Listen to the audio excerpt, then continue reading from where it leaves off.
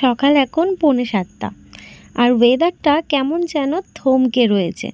মেঘলা মেঘলা আকাশ, তারই মাঝে একটুখানি আলোর ছটা দেখতেই পাচ্ছ। মনে হচ্ছে যেন রোদ উঠবে, কিন্তু না, আজকে যে সারাটা দিন আকাশটা মেঘলা হয়েই ছিল সেটা তোমরা ব্লগ দেখলেই বুঝতে পারবে। মনে হচ্ছে যেন এখান দিয়েই একটা সূর্য আলো দেখা যাবে, কিন্তু ওইটুকুই, এর থেকে বেশি কিছু আর আশা করা যায় না আজকের দিনে, কারণ আজকে খবরেই রয়েছে বৃষ্টি হবে। তো যাই হোক, বাইরে থেকে চলে আসলাম সোজা ঘরে। রাস্তায় দাঁড়িয়েছিলাম কেন জানো? মাছ নেওয়ার জন্যে। সকালবেলায় যে কাজটা আমাকে করতে হয়, সকাল 6:30 7টার মধ্যে আমাকে মাছ নিয়ে নিতে হয়, মানে বাসি কাজকর্ম করার আগেই। তো তার জন্য ভাবলাম আকাশটা বেশ ভালো লাগছে, মেঘলা মেঘলা আকাশ, তারই মাঝে একটুখানি আলোর ছটা দেখা যাচ্ছে, তো একটুখানি ভিডিও ক্যাপচার করলাম। তো সোজা ঘরে এসে কাজকর্মে হাত দিয়ে দিয়েছি। বিছনার চাদরটা চেঞ্জ করা হয়েছিল না, তো আজকে ভাবলাম না, বিছনার চাদরটা আজকে চেঞ্জ করি। আর এই সাদা চাদরটা আমার বেশ পছন্দের একটা চাদর। এই চাদরটা আমার বিয়েতে পাওয়া, জানি না কে দিয়েছিল, তবে খুব পছন্দের এই চাদরটা। যাই হোক, চাদরটা টান টান করে পেতে নিয়ে এবার দেখো কোলবালিশ বালিশের ওয়ারগুলো পরিয়ে ফেলছি। তবে এই চাদরের একটা খারাপ জিনিস কি বলো তো, বালিশ আর কোলবালিশের কভার ছিল না, জাস্ট এই বেড কভারটাই ছিল। তো ওই জন্য আমাকে না আলাদাভাবে এই বালিশ আর কোলবালিশের ওয়ারটা কিনতে হয়েছে। তো খুব একটা তো ম্যাচিং পাওয়া যায় না, তো এটাই পেয়েছিলাম। তো অনেক দিন হয়ে গেছে প্রায় কিনেছি, কিন্তু তবু আমার বেশ ভালো লাগে এই বিছনার চাদরটা। যাই হোক, আমি আর বিছনার চাদরটা পাতা হয়ে গেল, বালিশগুলোও টান টান করা হয়ে গেল। চলো এবার জানলাটা খুলে দিই। জানলাটা না খুললে না ঘরটাই যেন ভালো লাগে না, আলো আলো আসে না। আর এই তো একটা জানলা, এই ছোট জানলা দিয়েই কিন্তু একটুখানি আলো ঢোকে আমার ঘরে।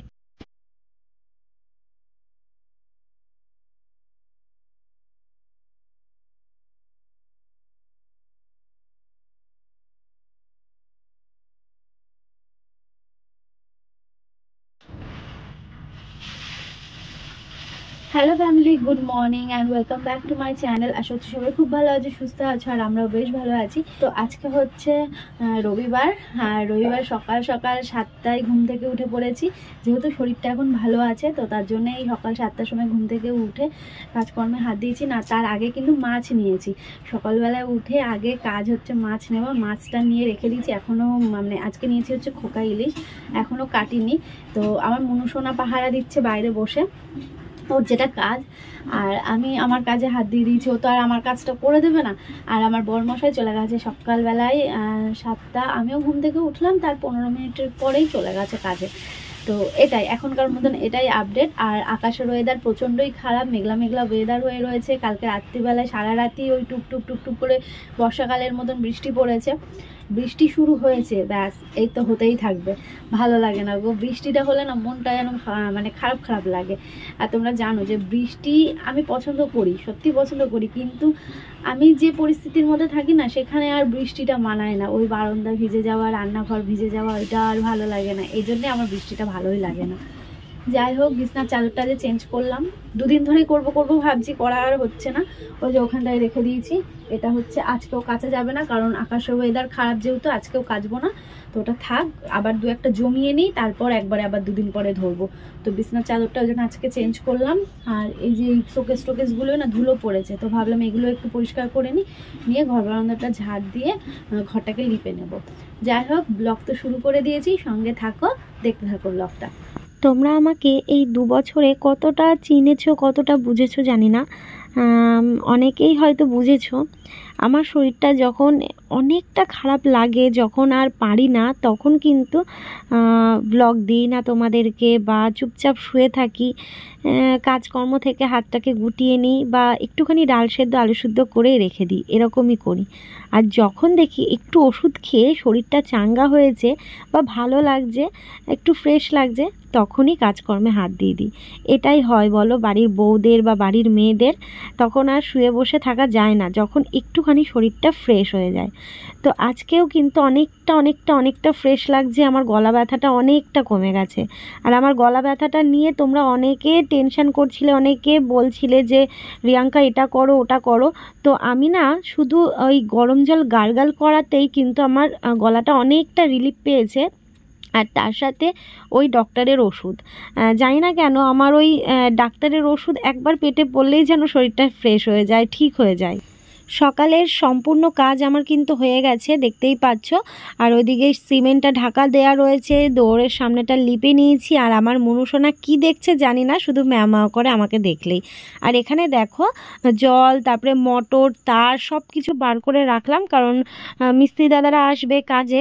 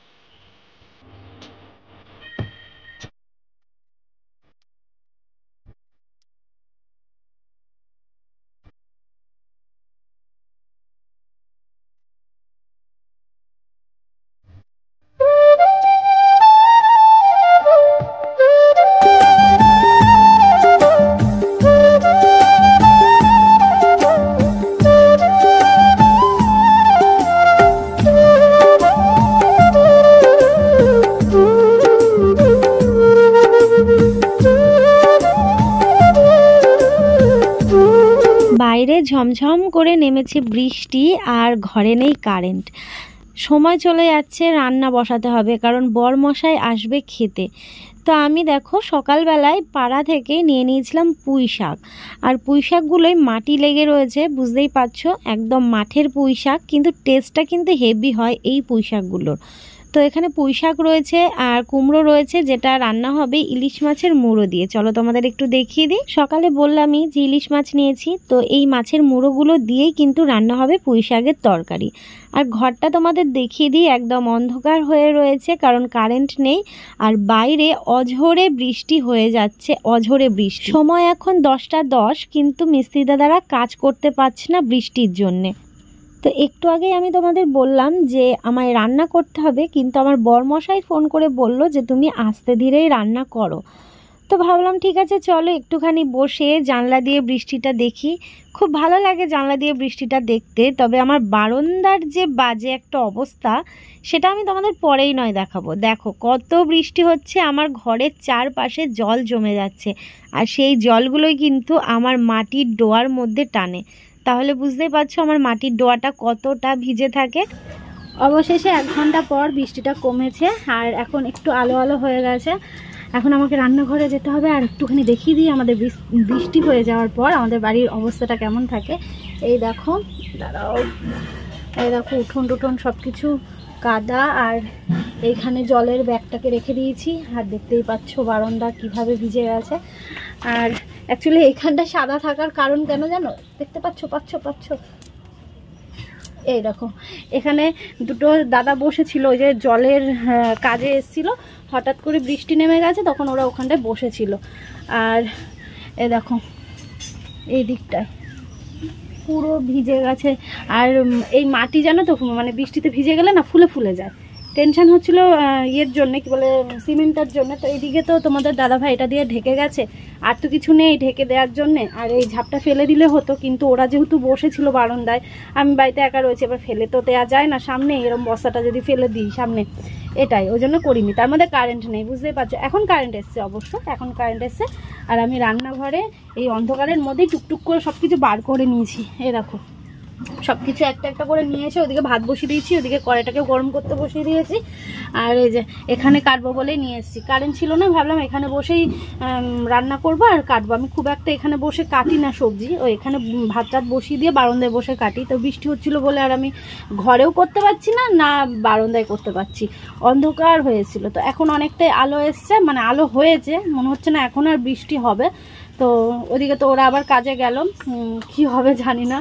আর যাই হোক চলো এবার আমি টুকটুক করে রান্নাটা করি। তোমাদের দাদাভাই আবার বললো 12টার দিকে চলে আসবে, অনেকটা সময় নষ্ট হয়ে গেল জানো। সেই সকালবেলা উঠেছি কাজকর্ম, মানে এতক্ষণে আমার ভাত আর একটা তরকারি নেমে যেত। তো এই কারেন্ট ছিল না, তার মধ্যে বৃষ্টি, বিরক্ত লাগছিলো, ওই জন্য আর বসায়নি। তো তারপর এই যে একটুখানি বৃষ্টিটা কমার পরে চালটা ধুয়ে এনে ভাতটা বসিয়ে দিয়েছি। আর এই যে সব কিছু সংসার আমার রান্নাঘরের মধ্যে সব কিছু বার করে নিয়েছি। তেলটাকে গরম করে মাছের মুড়োগুলোকে আগে ভেজে নিই, কারণ মাছের মুড়োগুলো যাবে হচ্ছে পুঁই শাকে। দেখো কত বড় বড়, দেখো কত বড় বড় মাছের মুড়ো।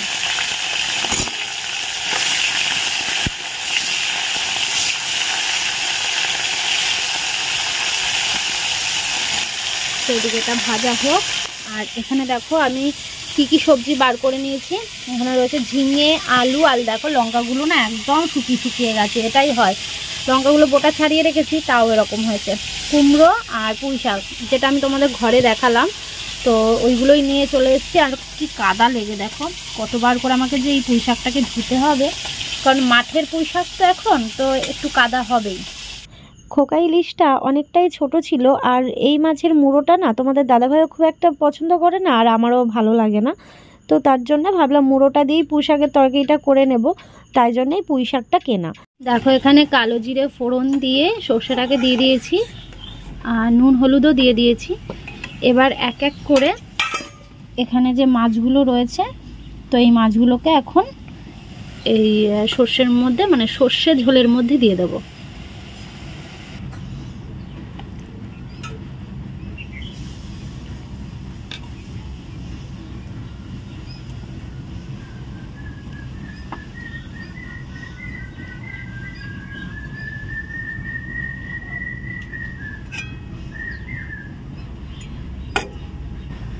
তো মাছগুলোকে এবার ঝোলটার মধ্যে ডুবিয়ে দিলাম যাতে সেদ্ধ হয়ে যায়।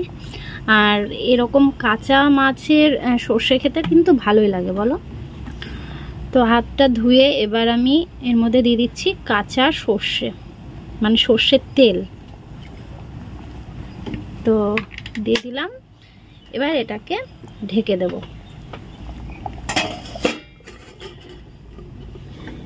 তো ওভেনে ভাতটাও হচ্ছে, মাছটাকে বসিয়ে দিয়েছি। এবার আমি সবজিটাকে কেটে নিই, কারণ এটা কাটতে তো একটু সময় লাগবে, তো ওই জন্যই ওই দিকটায় বসিয়ে দিলাম মাছটাকে।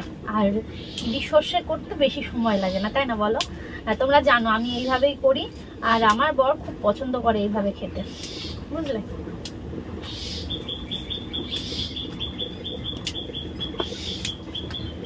পাতাগুলো খুব সুন্দর, এত সুন্দর লাগছে পাতাগুলো, কিন্তু ওই যে মাটি ভরা, ভালো করে ধুতে হবে কলপারে নিয়ে গিয়ে, খুব মাটি ভরা।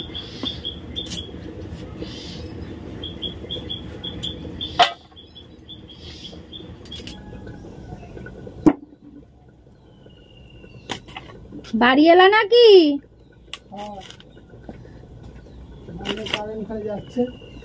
হ্যাঁ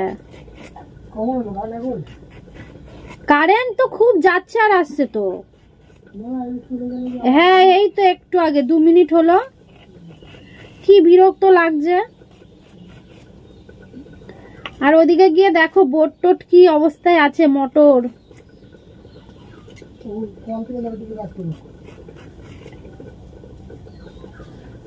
সব তো বৃষ্টি বৃষ্টি যে হার, কি জলের, ওই যে বারান্দায় গুছিয়ে রেখেছি। কারেন্টটা না গেলে টানাটা উঠে যেত বলো।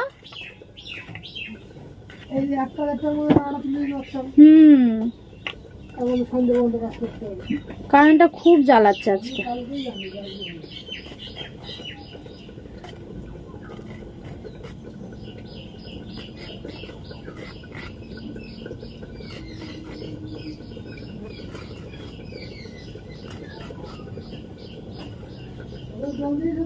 হ্যাঁ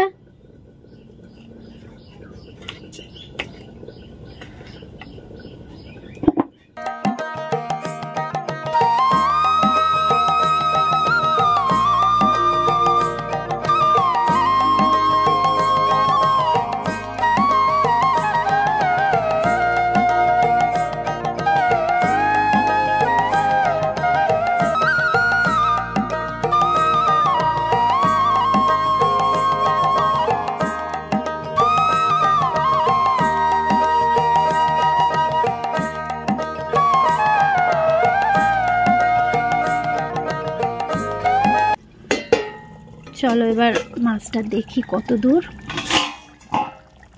তো এই হচ্ছে সর্ষে ইলিশ, দেখতেই পাচ্ছ। এর থেকে আর বেশি শুকাবো না, এর থেকে বেশি শুকালে হবে না। এইটুকু গ্রেভি গ্রেভি না থাকলে না ভালো লাগবে না।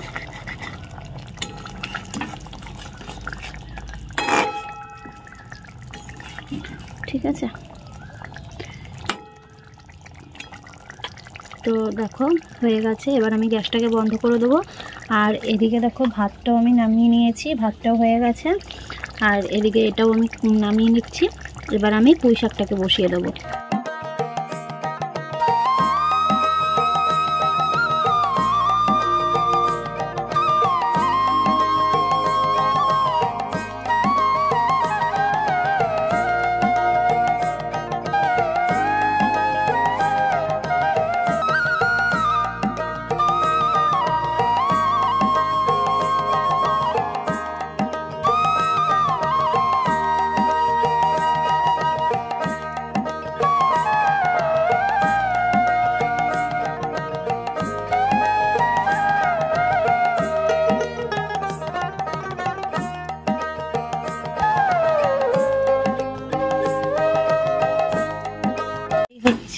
তরকারি, পুঁই শাকের তরকারি ইলিশ মাছের মুড়োটা দিয়ে কেমন হয়েছে দেখতে বলো।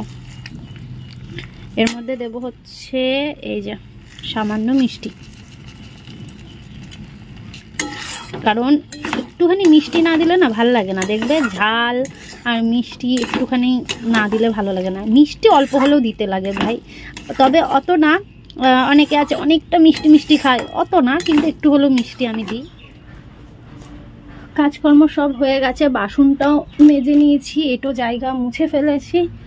আর তোমাদের দাদাভাই এখনও আসেনি। ও চুল দাড়ি কাটতে গেলে এতটাই লেট হয়, প্রায় 1 ঘন্টা 1.5 ঘন্টার ওপর হয়ে যায় জানো তো। চুলটা ভেজা রয়েছে, চুলটা ভেজা। এখন গিয়ে একটু রোদের মধ্যে দাঁড়াবো, চুলটা শোকাবো, হাওয়াও দিচ্ছে।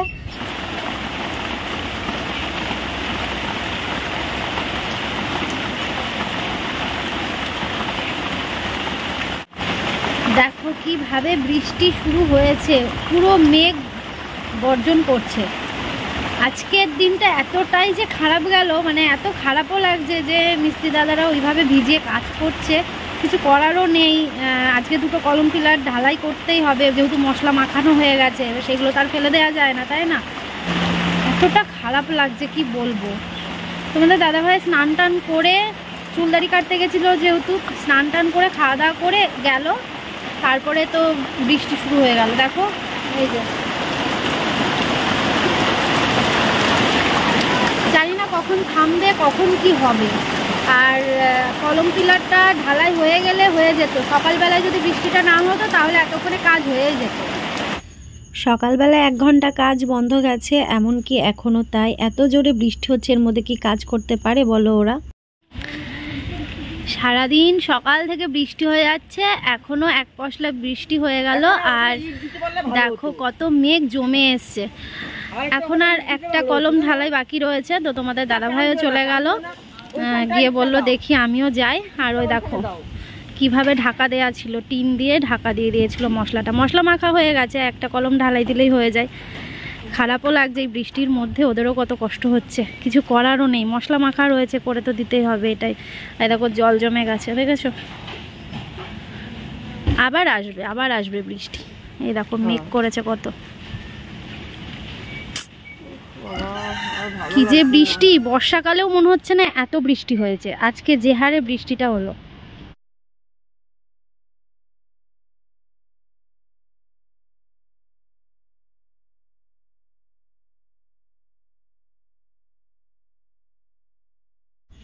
মুষলধারে বৃষ্টিটা বন্ধ হওয়ার পরেও কিন্তু বৃষ্টির রেশটা থামেনি। দেখতেই পাচ্ছ জলের মধ্যে একদম ঝিরিঝিরি বৃষ্টি হয়েই চলেছে। এই বৃষ্টিটা কিন্তু থামার বৃষ্টি নয়, এর মধ্যেও ওরা কাজ করে চলেছে। আর আমি স্বার্থপরের মতন ওদেরকে দিয়ে কাজ করিয়ে নিচ্ছি।